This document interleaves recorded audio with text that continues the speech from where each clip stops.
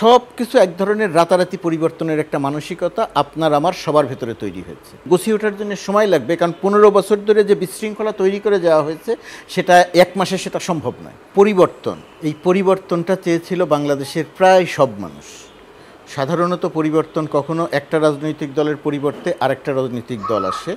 বাংলাদেশের ইতিহাসে এই প্রথম একটা সরকার ক্ষমতায় ছিল এবং সেই পরিবর্তনটা চেয়েছিল বাংলাদেশের প্রায় সব মানুষ, এবং যে দলটি ক্ষমতায় ছিল সেই দলটিরও প্রকৃত অর্থে যারা নেতাকর্মী, ত্যাগী নেতাকর্মী, তারাও একটা পরিবর্তন চাইছিল, কারণ এই দলটি এতটাই নিপীড়নমূলক এবং স্বৈরাচারী মানসিকতা ধারণ করেছিল। তো সেরকম একটা জায়গার থেকে যখন এই পরিবর্তনটা এলো, একটা রক্তাক্ত গণঅভ্যুত্থানের মধ্য দিয়ে পরিবর্তনটা সংগঠিত হলো। সব মানুষ চাইলেও এই পরিবর্তনটি আসুক। এখন সব মানুষের ওই রকম প্রত্যাশা তৈরি হয়েছে যে রাতারাতি সব সমস্যার সমাধান হতে হবে। একটা ম্যাজিক্যাল পরিবর্তন প্রত্যাশা করছে। আগে বিচার পেত না, এখন সে বিচার চায়। আগে পুলিশ কাজ করত জনগণের বিপক্ষে, মানুষ ধারণা করে নিল যে এই পুলিশ কাজ করবে জনগণের পক্ষে। সব কিছু এক ধরনের রাতারাতি পরিবর্তনের একটা মানসিকতা আপনার আমার সবার ভেতরে তৈরি হয়েছে। কিন্তু সরকারের যে মেকানিজম আছে সেই মেকানিজমের কোনো কিছু তো স্বাভাবিক নাই। জনপ্রশাসন ঠিক নাই, পুলিশ ঠিক নাই, বিচার বিভাগ ঠিক নাই, নির্বাচন কমিশন ঠিক নাই, কোনো কিছু ঠিক নাই। তো আর যারা দায়িত্ব নিয়েছে তারা সম্পূর্ণ একটা বিশৃঙ্খল অবস্থার মধ্যে নিয়েছে। যুদ্ধবিধ্বস্ত দেশ না, কিন্তু যুদ্ধবিধ্বস্ত দেশের প্রশাসন যেমন থাকে সেই রকম একটা প্রশাসন পেয়েছে এই সরকার। তো খুব স্বাভাবিকভাবেই এত বিপুল প্রত্যাশা, এই প্রত্যাশা পূরণ করতে গিয়ে একটা হিমশিম খেতে হচ্ছে।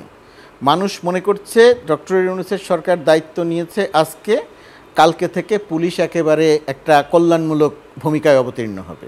কিন্তু পুলিশ যে প্রক্রিয়াতে গত 15 বছর ধরে পরিচালিত হয়েছে এবং ক্ষমতা থেকে যাওয়ার আগে পুলিশকে দিয়ে যেভাবে গুলি করে মানুষ হত্যা করিয়েছে, সেই জায়গাটিতে পুলিশের বিরুদ্ধে জনমতের যে অবস্থান এবং পুলিশের যে ধ্বংস হয়ে যাওয়া ভাবমূর্তি, পুলিশের যে অবকাঠামোগত ক্ষতি, এই ক্ষতিগুলো কাটানোর জন্যে সময়ের কোনো বিকল্প নেই।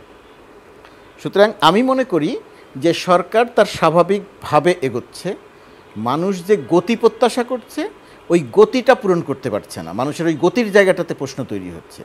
তো ওই গতির জায়গাটাতে প্রশ্ন তৈরি হওয়াটা স্বাভাবিক, আর সরকার যে গতিতে এগোচ্ছে সেটাও অস্বাভাবিক নয়। যে কারণে সোশ্যাল মিডিয়া বলেন, গণমাধ্যম বলেন, আমরা যারা কথা বলি তারা বলেন, এক ধরনের একটা সমালোচনা আছে, এক ধরনের একটা সেটা প্রত্যাশার জায়গা থেকে এটা আছে। কাঙ্ক্ষিত বলতে যেটা বললাম, একটা ম্যাজিক্যাল পরিবর্তন আমি প্রত্যাশা করছি, কিন্তু ম্যাজিক্যাল পরিবর্তন তো সম্ভব নয়।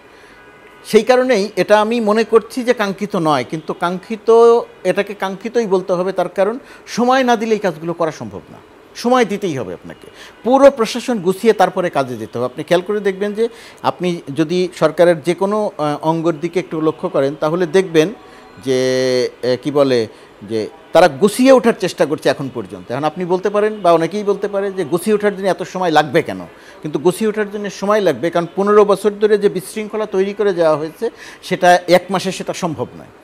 আবার এই সরকারের মেয়াদও কতদিন আমরা জানি না, কিন্তু মেয়াদ তো আর অনন্তকাল না।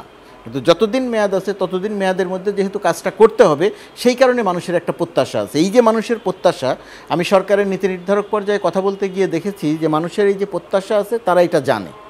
সেই অনুযায়ী আমার ধারণা সামনের দিনগুলোতে কাজের গতি আরও বাড়বে।